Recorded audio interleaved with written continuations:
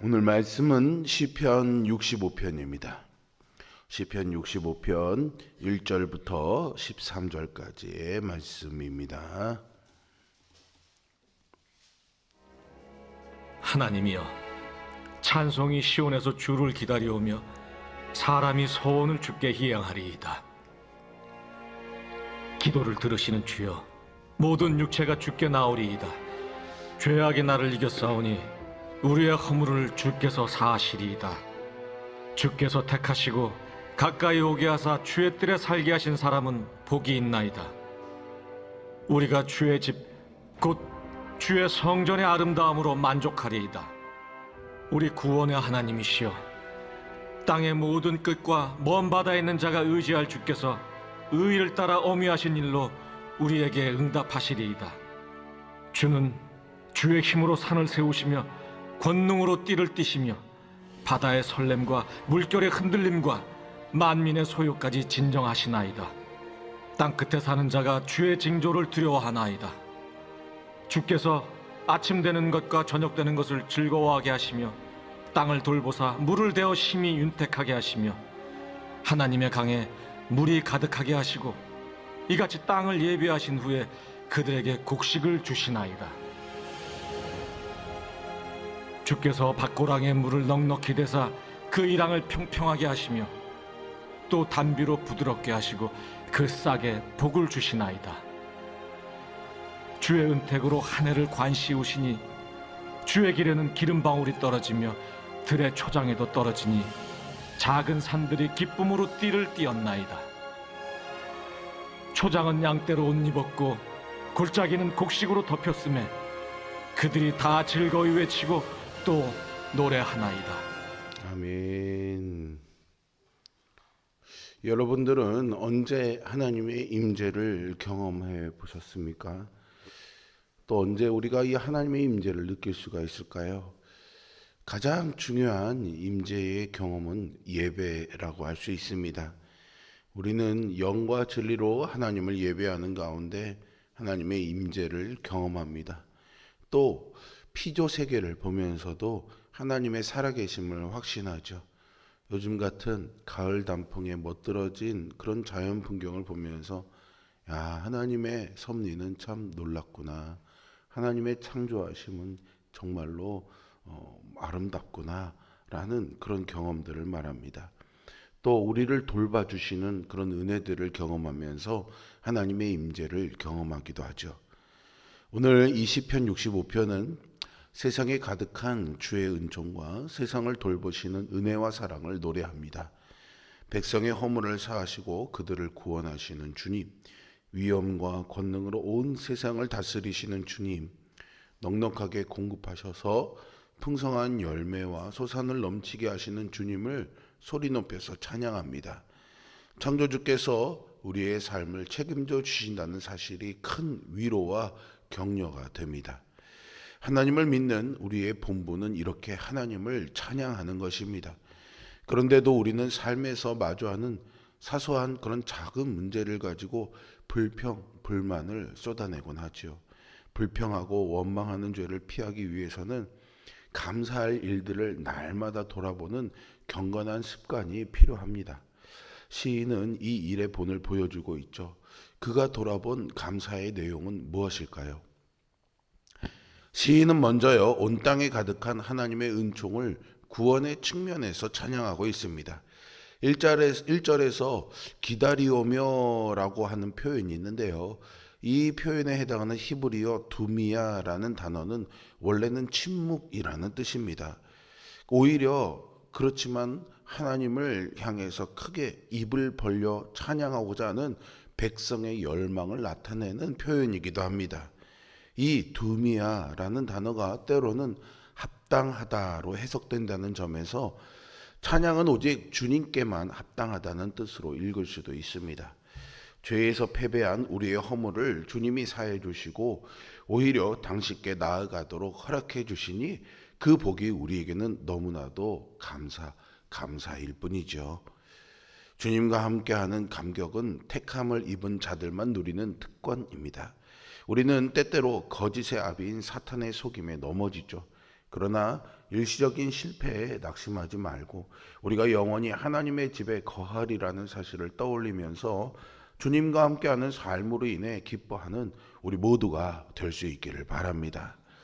시인은 자신이 받은 여러 은혜 중에서도 특별히 죄를 씻어주신 은혜에 감사하고 있습니다. 그는 하나님의 은혜가 있기 전 자신의 영혼의 상태를 고백하죠. 죄악에 굴복하는 비참한 상태가 바로 그의 모습이었습니다. 죄에서 벗어나 의를 행하려 할수록 그는 또다시 죄를 범하는 자신을 발견했습니다. 죄의 대가인 영원한 형벌이 그를 짓눌러 그의 영혼은 늘 불안과 압박 속에 거하고 있었습니다. 그런데 하나님이 그를 선택하셔서 죄를 용서해 주셨을 뿐만 아니라 하나님의 가족으로 삼아 주시죠. 만유의 왕이시며 심판자 되시는 하나님이 우리의 아버지가 되어 주셔서 죄를 용서해 주시고 우리의 모든 죄책감으로부터도 자유를 누리게 하십니다. 시인은 자신의 죄가 사함받은 기쁨과 감격으로 인해서 하나님께 끊임없이 감사할 수 있다라는 고백을 하죠. 주님은 나의 최고봉이라는 책에서 오스왈드 챔버스는 오늘날 많은 신자가 주님을 위해 수고하지만 그분을 위해서는 동행하지는 않는다라고 진단합니다. 왜일까요? 많은 성도가 하나님을 믿으면서도 오늘 이 시인이 깨달은 것 같은 그런 죄사함의 은혜를 전혀 경험해 보지 못했기 때문입니다. 우리가 죄 용서의 기쁨과 감격을 깊이 경험한다면 죄악에서 구원하신 은혜에 감사하면서 하나님과 가까이 동행할 것입니다. 그러니 우리의 죄를 용서하신 구원의 은혜를 깨닫게 해달라고 기도하십시오. 하나님이 허락하신 구원의 은혜가 우리의 찬양의 가장 중요한 이유가 될 수 있기를 소망합니다. 시인은 이어서 5절과 8절 사이에서 어미와 권능으로 온 세상을 다스리는 통치자 하나님을 찬양합니다. 땅의 끝과 먼 바다에 이르는 주님의 통치는요, 엄정하고 위풍당당하다고 6절에서 고백하죠. 원수들은 그 앞에 떨고 주님의 백성은 통치자를 위대하다 높이며 의지합니다. 무엇보다도 부술 수 없는 권능의 산을 세우시고 능력의 띠를 띠시며 큰 파도와 물결마저 잡시간에 잠잠게 하시는 주 앞에서 백성은 겸허하게 고개를 숙입니다. 창조주를 몰라보던 자마저 만물에서 드러난 하나님의 신성과 그 통치로 두려워하면서 동에서 서에 이르기까지 모든 백성이 주님의 통치로 인해서 즐거워한다고 8절에서 노래합니다. 인간 세상의 어떤 권력자도 흉내내지 못할 권능의 통치자, 영원한 통치자가 우리의 아버지 하나님이십니다. 그것으로 인해 기뻐하는 우리가 되길 바랍니다. 세상의 모든 것을 다스리는 분이 나의 아버지 하나님이십니다. 이제 시인은 9절부터 마지막 절까지 온 땅에서 발견되는 하나님의 넉넉하신 공급과 돌봄의 증거들로 인해서 공급자 되신 주님을 찬양합니다. 주님은 땅을 윤택하게 하시고 강에 물을 대셔서 곡식이 나게 하십니다. 밭에 물을 대시며 이랑의 소출물이 가득하게 하시고 소나기로 싹이 나게 도우시는 주님의 공급은 정말로 적절하고 정확합니다. 이러한 공급으로 인해 해마다 풍년이 들게 하시니 들판은 익은 곡식으로 아름답게 장식되고 하나님이 역사하시는 곳마다 풍성한 열매들이 넘쳐나는 기름처럼 뚝뚝 떨어져 사람의 손이 닿지 않는 들의 초장과 작은 산들마저 기쁨의 열매로 가득하죠. 초장에 양떼가 가득하고 골짜기는 곡식으로 뒤덮이니 온 땅이 하나님의 이름을 즐거이 외쳐 찬양합니다. 온 땅에 양분을 공급하시는 주님이 당신의 백성을 돌보시고 공급하지 않으시겠습니까? 공급자이신 하나님을 신뢰하는 우리가 되길 바랍니다. 그의 충만하신 공급을 날마다 기뻐하며 감사하며 사시기를 주님의 이름으로 축복합니다. 하나님은요, 온 만유의 창조주이십니다. 비를 내리셔서 곡식을 자라게 하시고 열매를 수확해 사람이 살아갈 수 있게 하십니다. 오늘 이 시편의 시인은 광대한 자연을 다스리며 그 속에 필요한 모든 것을 공급하시는 그 하나님의 돌보심을 찬양하죠. 그는 하나님이 자신에게만 주신 특별한 부와 지위에 감사한 것이 아니었습니다.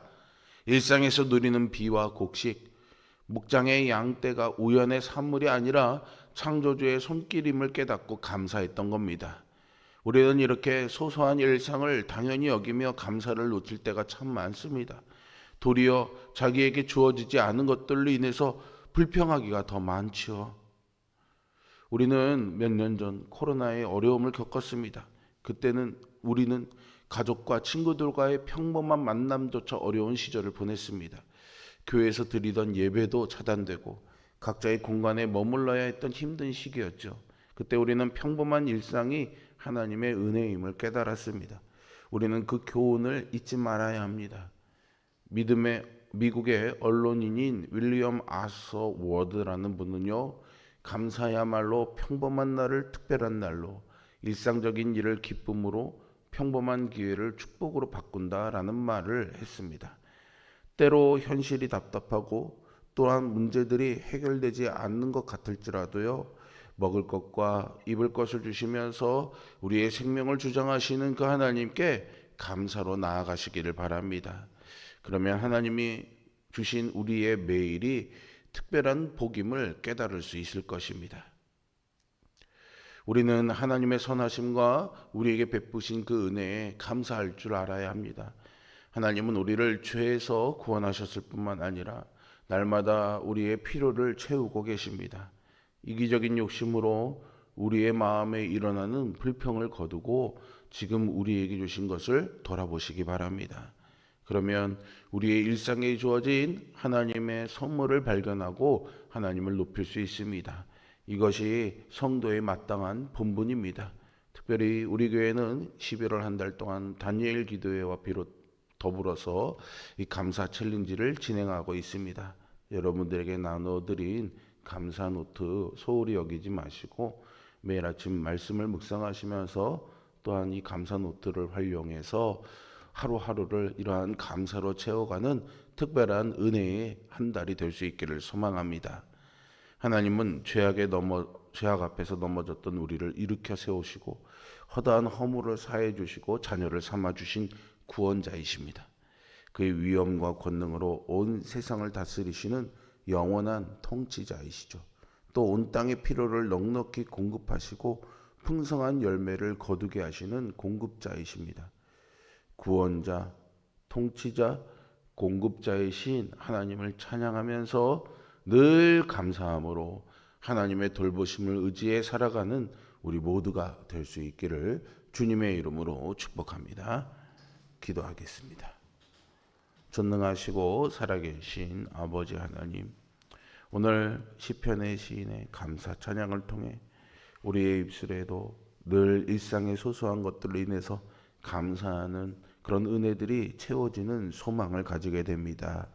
우리 입술에서 불평과 원망과 또 상황과 주어진 일들에 대한 여러 우리의 판단과 기준들이 있지만 그 모든 것들을 다 내려놓게 하여 주시고 작은 것도 다 하나님의 은혜요, 힘들고 어렵고 불평과 원망거리들도 감사가 될 수 있는 그런 은혜가 우리에게 주어지게 하여 주시옵소서. 감사 노트를 채워가면서 우리의 삶이 주님 오시는 그날까지 늘 감사의 고백으로 채워지게 하여 주시옵소서. 오늘 저녁 다니엘 기도를 통하여 우리에게 또 하나님의 은혜가 충만히 부어지는 은총을 허락하여 주시옵소서. 예수 그리스도의 이름으로 기도합니다. 아멘. 하늘에 계신 우리 아버지